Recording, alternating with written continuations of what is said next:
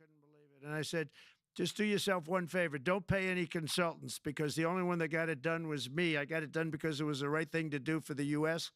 and for the world. But the consultants had nothing to do with it. You know, the consultants go in and they say, give us millions of dollars because Trump did it. Nobody called me about it. I just heard it was a problem for years. And I got it done because it was the right thing to do for the U.S. and the right thing to do for beyond. It had to do with energy, very important. So I think it's very important. I think I disagree with one. I think the more that you do, the lower the price is going to go. And what I'd like to see is rapid approvals. We're going to give very rapid approvals in the United States, like with the AI plants, talking to many people want to build them. That's going to be a very big thing. We're going to build electric generating facilities. They are going to build. I'm going to get them the approval. Under emergency declaration, I can get the approvals done myself without having to go through years of waiting. And the big problem is we need double the energy we currently have in the United States. Can you imagine? For AI to really be as big as we want to have it, because it's a very competitive, it'll be very competitive with China and others. So I'm going to give emergency declarations so that they can start building them almost immediately. And I think it was largely my idea because nobody thought this was possible. It wasn't that they were not smart, because they're the smartest. But I told them that what I want you to do is build your electric generating plant right next to your plant as a separate building, connected. And they said, wow, you're kidding. And I said, no, I'm not kidding. You don't have to hook into the grid, which is old and, could be taken out. If it's taken out, they wouldn't have any way to get any electricity.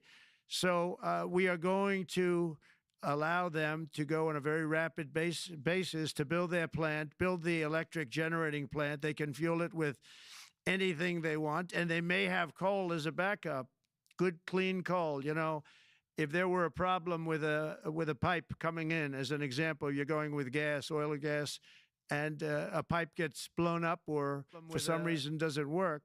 There are some companies in the U.S. that have coal sitting right by the plant so that if there's an emergency, they can go to that short-term basis and use our very clean coal. So that's something else that a lot of people didn't even know about. But nothing can destroy coal, not the weather, not a bomb, nothing. It might make it a little smaller, might make it a little different shape, but coal is very strong as a backup. It's a great backup to have that facility, and it wouldn't cost much more money.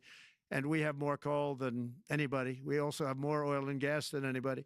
So we're going to make it so that the plants will have their own electric generating facilities attached right to their plant.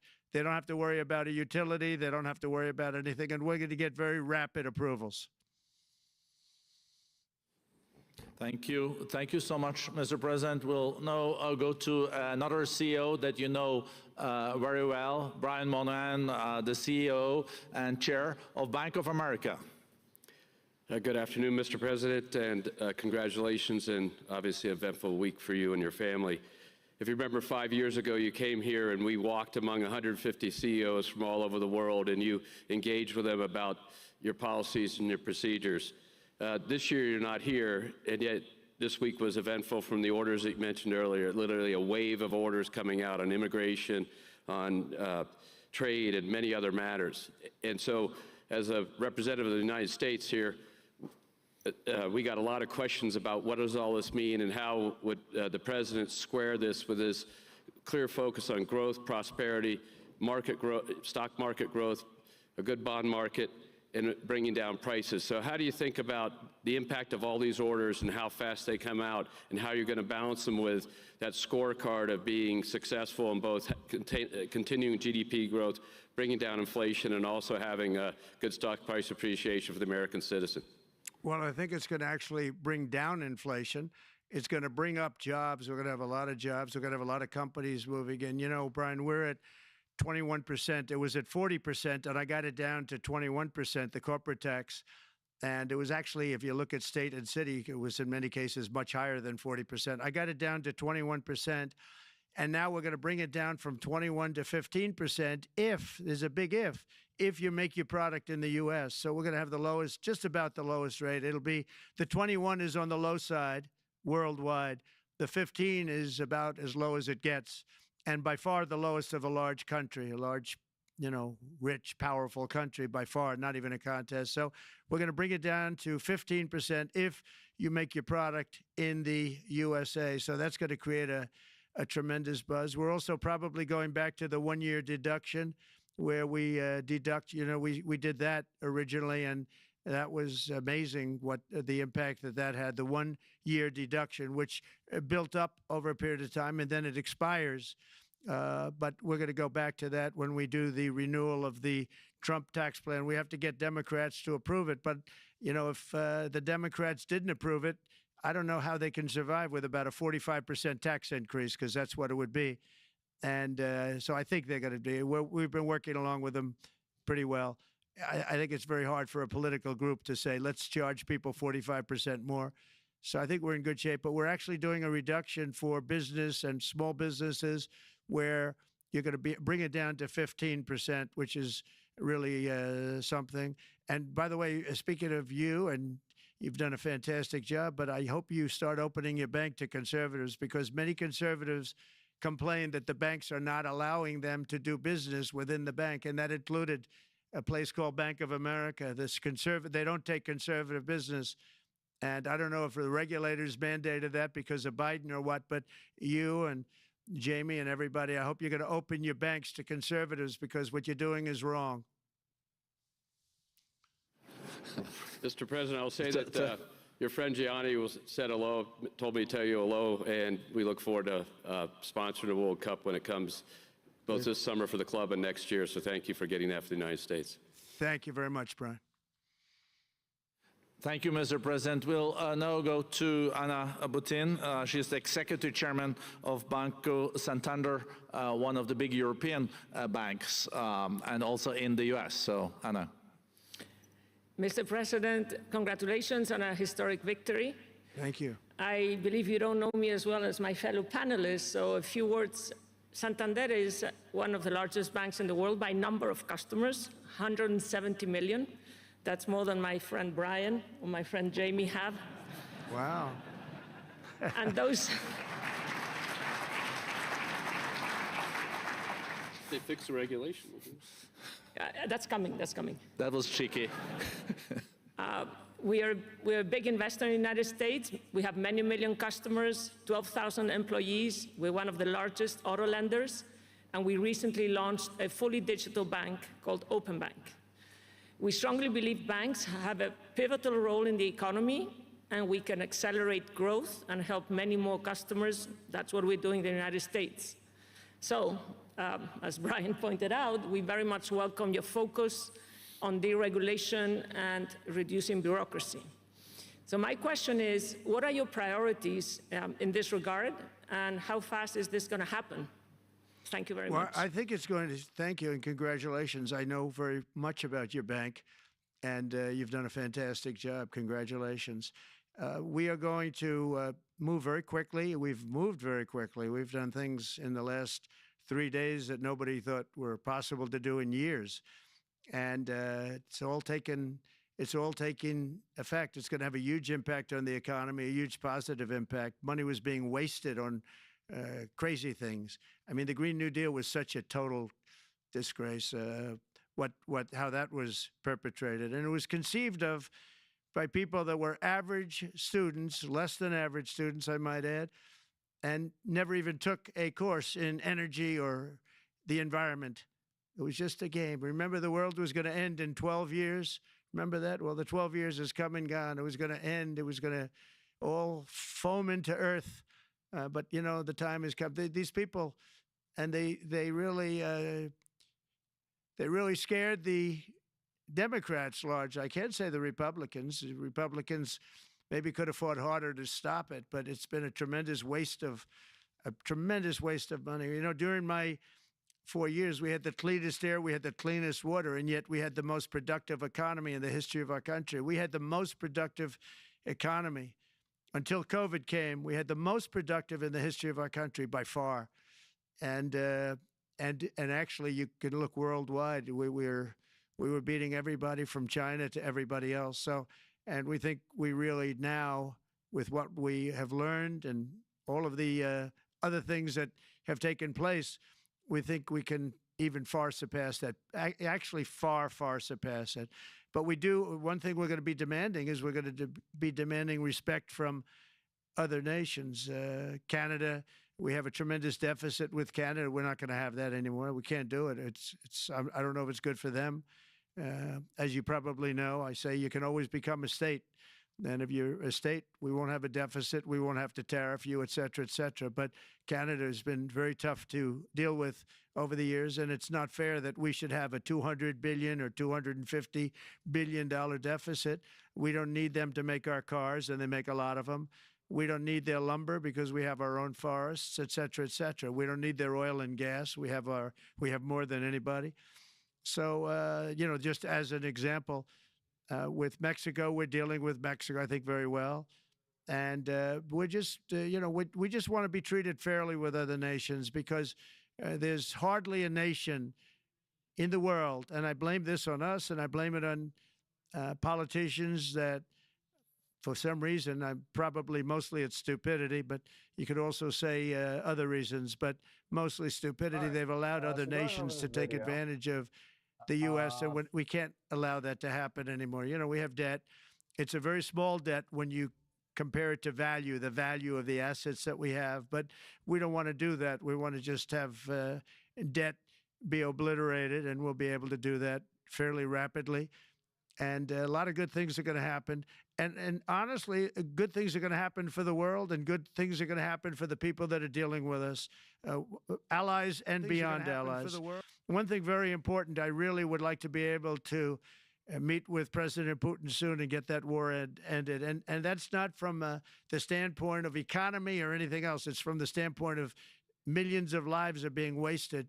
Beautiful young people are being shot in the battlefield. The bullet, very flat land, as I said, and the bullet goes, there's no hiding. And a bullet, the only thing going to stop the bullet is a human body. And you have to see, I've seen pictures of what's taken place. It's a carnage, and we really have to stop that war. That war is horrible. And I'm not talking economy. I'm not talking economics. I'm not talking about natural resource. I'm just talking about there's so many young people being killed in this war, and that's not including the people that have been killed as the cities are being, knocked down building by building. So we really should get that stopped. Likewise, in the Middle East, I think we've made a lot of progress in the Middle East, and I think that's gonna come along pretty well. Thank you very much. Thank you, Mr. President. We know that the most consequential relationship in the world is between the U.S. and China. U.S. 28% of the global economy, China close to 20. That's almost half of the global GDP. And we know that you called President Xi Jinping last Friday. We heard that you had a good discussion. How do you see the relationship between the U.S. and China in the next 4 years under your leadership? He called me, but I see it very good. I think that we're going to have a very good relationship. All we want is fairness. We just want a level playing field. We don't want to take advantage. We've been having massive deficits with China. Biden allowed it to get out of hand. He's $1.1 trillion deficit. It's ridiculous. And it's just an unfair relationship. And we have to make it just fair. We don't have to make it phenomenal. We have to make it a fair relationship. Right now, it's not a fair relationship. The deficit is massive, as it is with other countries, a lot of Asian countries, actually. But we have deficits that are very big, and we can't keep doing that. So we're not going to keep doing that. But I like President Xi very much. I've always liked him. We always had a very good relationship. It was very strained with COVID coming out of Wuhan. Obviously, that strained it. I'm sure it strained it with a lot of people, but that strained our relationship. But we always had a great relationship, I would say, and we look forward to doing very well with China and getting along with China. Hopefully, China can help us stop the war with, in particular, Russia, Ukraine. They have a great deal of power over that situation, and we'll work with them. And I mentioned that during our phone conversation with President Xi. And hopefully we could work together and get that stopped. We'd like to see denuclearization. In fact, with President Putin, prior to an election result, which was frankly ridiculous, we were talking about denuclearization of our two countries, and China would have come along. China has a much smaller right now nuclear armament than us, or field than us, but they're going to be catching it at some point over the next 4 or 5 years. And I will tell you that President Putin really liked the idea of cutting way back on nuclear, and I think the rest of the world, we would have gotten them to follow, and China would have come along too. China also liked it. Tremendous amounts of money are being spent on nuclear, and the destructive capability is something that we don't even want to talk about today because you don't want to hear it. It's too depressing. So we want to see if we can denuclearize, and I think that's very possible. And I can tell you that President Putin wanted to do it. He and I wanted to do it. We had a good conversation with China. They would have been involved, and that would have been an unbelievable thing for the planet. And I hope it can be President, started when up you're again. back here in Davos next year, will there be then a peace agreement with Ukraine and Russia by then? Well, you're going to have to ask Russia. Ukraine is ready to make a deal. Just so you understand, this is a war that should have never started. If I were president, it would never have started. This is a war that should have never, ever been started. And it wasn't started during there was never even talk about it. I knew that it was the apple of President Putin's eye, but I also knew that there was no way he was going in, and he wasn't going to go in. And then when I was out, bad things happened, bad things were said, a lot of stupidity all around, and you end up with what you have. Now you have all these bombed out cities. They look like demolition sites with many people killed. I think the thing that you'll see about Ukraine is that far more people have died than is being reported. And I've seen that. But far, far more people have died. When you look at a city that's become a demolition site where big buildings have been collapsed by missiles hitting them and everything else, and they say one person was slightly injured. No, many people were killed. Those are big buildings. I was surprised at how that was my business. These are buildings that go 2 and 3 blocks long. They're 20 stories high. They're big, powerful buildings, and they were knocked down, and there were a lot of people in those buildings that announced that 2 people were injured. That's not true. So I think you're going to find that there were many more people killed in Ukraine in the Ukraine war than anybody has any idea. But if you look now, so many of the people being killed are soldiers just facing each other with guns, rifles, and drones, the new form of warfare, drones. And it's a very sad thing to see. And when you see pictures of the fields that I see, nobody wants to see it. You'll never be the same. Thank you very much, Mr. President, on behalf of all the 3,000 participants here in Davos. We really underline that joining us the 3rd day in your presidency, live taking questions here is so appreciated, and we are already ready for receiving you next year in person. So thank you very much, and all the best from Davos. Thank you. Thank you very much.